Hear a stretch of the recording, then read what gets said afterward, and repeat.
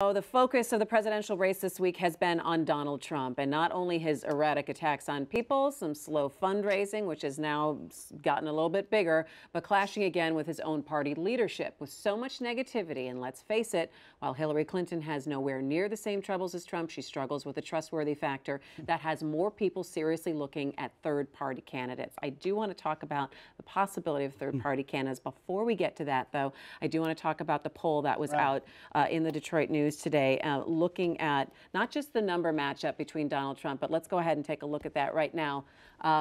Michigan voters, Clinton 41%, Trump 32%. That's not totally surprising to me coming off of the convention, but what surprised me in your poll, Nolan, or the paper's poll, was the qualification numbers. That 61% of people in Michigan said that Trump is not qualified to be president. 57% of people said Hillary Clinton is qualified to be president. And there's two storylines there for me. I don't know how you improve your number, how you go much beyond the 39% or whatever that was. I mean, it's stunning to me that more people are voting for him than think he's qualified for office. That's a big number to overcome. Our pollster called it sort of a historic number in that regard, that many people thinking he's he's unqualified for office. I think that's the big storyline here. The other one is, you know, of course, from the beginning, one of lost opportunity. If you look at her numbers, you know, her negatives are as high as his, her unfavorability rating. She's not performing as well in some groups as she should be, and yet, you know, she is soundly beating him here. I think almost any Republican, other than Donald Trump, would be performing much better in Michigan. But Republicans have Donald Trump, so what's that going to mean down the ticket? How much damage is a presidential candidate who draws in the 30s going to do to Republicans running for House races, running for Congress, running? I mean, we could see a year like 2004 when Republicans were wiped out up and down the ballot. So 2006. Yeah, right. So what makes sense then for Republicans at this point? Because you see Trump fighting with leadership all during the week. And I mean, again, the news cycle of what's been happening with his campaign and the infighting in his campaign, and you know, Paul Ryan kind of still stepping back and not really saying much. What would it take for Republican leadership like a Paul Ryan to come out and be like, you know what? I don't endorse this guy. This guy's not it. Republicans should all. He's on the edge. Republicans should just totally pull back from this and say, you know what, this is a wash for us this year. Yeah, I don't know.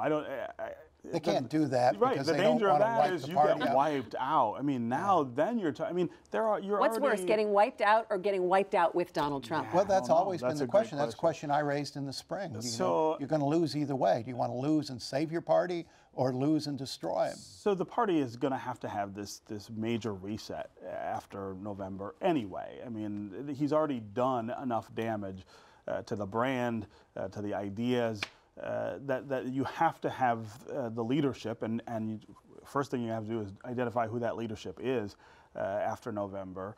To sort of reconnoiter the whole thing. I mean, what does it mean to be a Republican? What does it mean even to be a conservative? I mean, those are ideas that are in real flux right now, not just in Michigan, but nationally. I don't think you can afford to just cut bait. I mean, there's too many candidates. There are too many things at stake.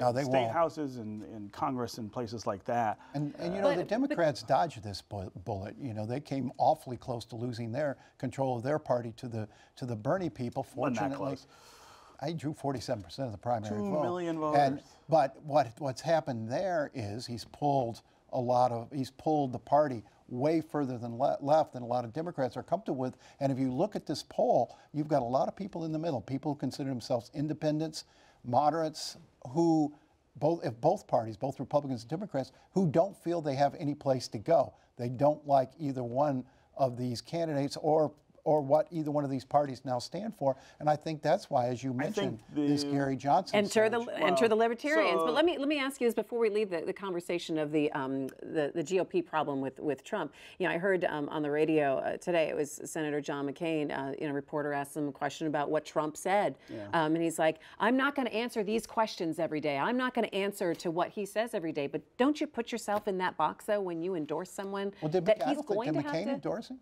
I'm not sure McCain endorsed him. Ryan did. Ryan did. Trump And says so that's he's not backing or Ryan or in their McCain. races, which is making them mad. I mean, I think to get to your third party question, right? This question of whether a third party can sort of settle this. Right. I don't think that's likely. I think what is likely to happen is that you will see a new Republican Party emerge that goes pretty far away from some of the really racist and xenophobic dynamics that you have seen with Donald Trump.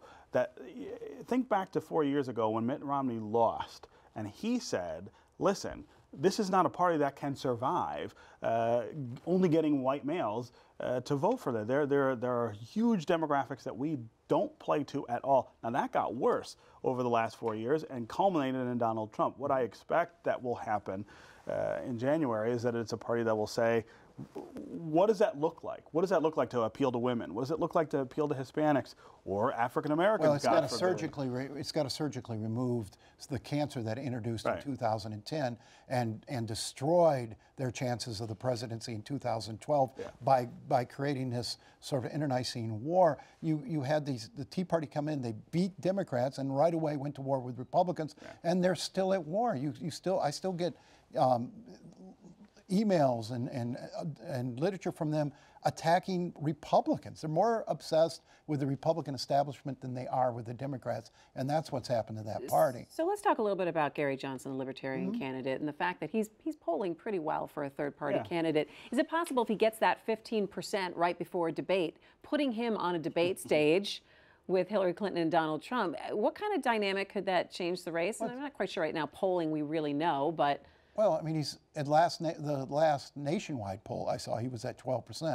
If he gets a little money, and there's some question whether the Koch brothers will give that ticket money because they're not given to Trump. If he gets a little money, reaching 12 or 15% is not that far away. You put him on a debate stage, I think he gives Republicans who are wary of Trump a place to go. Perhaps some moderate Democrats who are wary if you of look Clinton, at Gary Johnson and some of the sort of impetuous, irascible kinds of characteristics he has, this is someone who will get on stage and fight with Donald Trump, which is what Donald Trump wants, which is what I think will turn more people away from all of that. I mean, he might dope up before he goes out there and be nice and fun.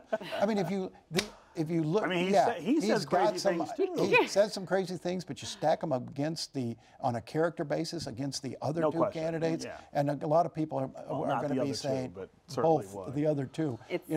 He's not been, he's not been as crazy as Trump, and he's not the liar Hilary Clinton is, and that are the two major issues. Oh, good grief. And you've got people looking for a place to put their vote. All right. He could poll 15, 16, 17%. We will see. It would be interesting if he ends up on the debate stage. All right, that's going to do it for us. Thanks for joining us for MiWeek. We are on Facebook, we're on Twitter, but you can find out more info about the show at MiWeek.org. Thanks for supporting Detroit Public TV. I'm Christy McDonald.